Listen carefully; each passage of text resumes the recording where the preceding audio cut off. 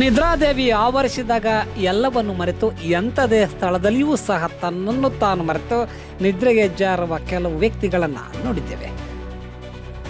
ಹೌದು ಆತ್ಮೀಯ ವೀಕ್ಷಕರೇ, ನಾನು ಯಾವುದೋ ಒಂದು ಕೆಲಸದಲ್ಲಿ ಚಳ್ಳಕೆರೆ ನಗರದ ನೆಹರು ಸರ್ಕಲ್ ಬಳಿ ಹೋಗಿದ್ದಂತಹ ಸಮಯದಲ್ಲಿ ರಸ್ತೆಯ ಪಕ್ಕದಲ್ಲಿ ಮೆಟ್ಟಿಲುಗಳ ಮೇಲೆ ಕುಳಿತ ಒಬ್ಬ ವ್ಯಕ್ತಿ ಮೊಬೈಲ್ ಹಾಗೂ ಬ್ಯಾಗುಗಳನ್ನು ಮರೆತು ನಿದ್ದೆ ಮಾಡುವುದನ್ನು ಕಂಡು ಬಂತು. ಅಲ್ಲಿ ನಾನು ತಕ್ಷಣ ವ್ಯಕ್ತಿಯನ್ನು ಎಚ್ಚರಿಸಿ ಮಾತನಾಡಿಸಿ ತಮ್ಮ ವಸ್ತುಗಳಿಗೆ ತಾವೇ ಜವಾಬ್ದಾರು ಎಂದು ಹೇಳಿ ಬಂದಿದ್ದಾಯಿತು. ಸಾರ್ವಜನಿಕ ಸ್ಥಳದಲ್ಲಿ ನಿದ್ರೆಗೆ ಜಾರುವ ವ್ಯಕ್ತಿಗಳಿಗೆ ಅತಿ ಹೆಚ್ಚು ದಣಿವು, ನಿದ್ರಾಹೀನತೆ ಅಥವಾ ಆರೋಗ್ಯದ ಸಮಸ್ಯೆ ಮತ್ತು ಮದ್ಯಪಾನದ ಪ್ರಭಾವವು ಕಾರಣವಿರಬಹುದು. ಹೀಗೆ ಎಚ್ಚರ ತಪ್ಪಿ ನಿದ್ದೆ ಮಾಡುವ ವೇಳೆ, ಅದರಲ್ಲೂ ಸಾರ್ವಜನಿಕ ಸ್ಥಳಗಳಲ್ಲಿ ನಿದ್ರೆ ಮಾಡುವ ವೇಳೆ ತುಂಬ ಜಾಗೃತಿ ವಹಿಸಬೇಕು. ಮೊಬೈಲ್, ಬ್ಯಾಗ್ಗಳು, ಇತರೆ ವಸ್ತುಗಳು ಕಾಣುವ ರೀತಿಯಲ್ಲಿ ಇಟ್ಟುಕೊಂಡು ನಿದ್ರೆ ಮಾಡಿದರೆ ಆ ವಸ್ತುಗಳು ಕಳೆದು ಹೋದರೆ ಯಾರು ಹೊಣೆ ಹಾಕ್ತಾರೆ ಅಲ್ವಾ ಸ್ನೇಹಿತರೆ?